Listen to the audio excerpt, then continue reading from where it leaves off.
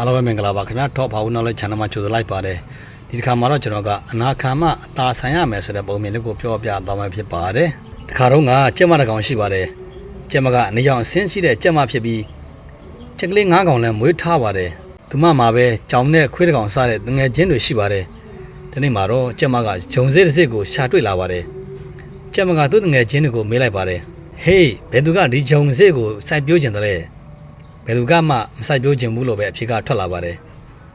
ငါကောပဲလို့ကျောင်းကညင်းလိုက်ပြန်ပါတယ်ငါ့ကိုလည်းထက်မတွက်နဲ့ခွေးကပြန်ပြီးပြောပါတယ်ကောင်းပြီလေ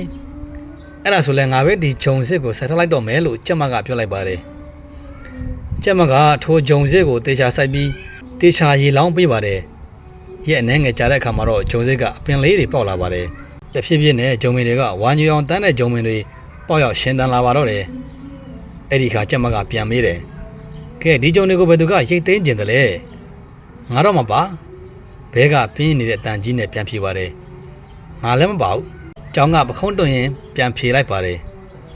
ငါ့ကိုထက်မတွက်ကြနဲ့ခွေးကညင်းလိုက်ပါတယ်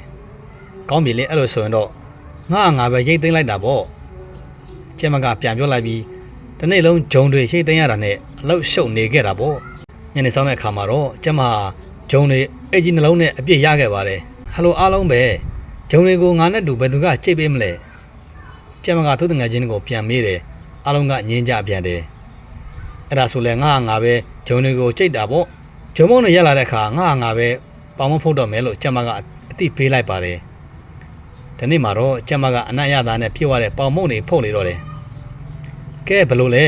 ဒီပေါင်မုံတွေဘယ်သူများစားကြင်ကြလဲလို့သူ့တငယ်ချင်းတွေကိုမေးလိုက်ပြန်ပါတယ်အဲ့ဒီခါမှာတော့ဘဲကထပြေပါတယ်ငါစားမယ်ဟိငါလည်းစားမယ်လို့ကျောင်းကတရေတွေတိုက်ရင်ပြန်ပြေတယ်အရသာရှိမဲ့ပုံပဲအနှံလေးကမှုေးနေတာပဲခွေးကပြောပါတယ်နင်တို့ဘယ်သူမှစားဖို့မစင်စားနဲ့ငါပဲဂျုံတွေကိုရိတ်သိမ်းပြီးကြိတ်လိုက်ရတယ်အိမ်မှာပေါင်မဖုတ်လာရတာ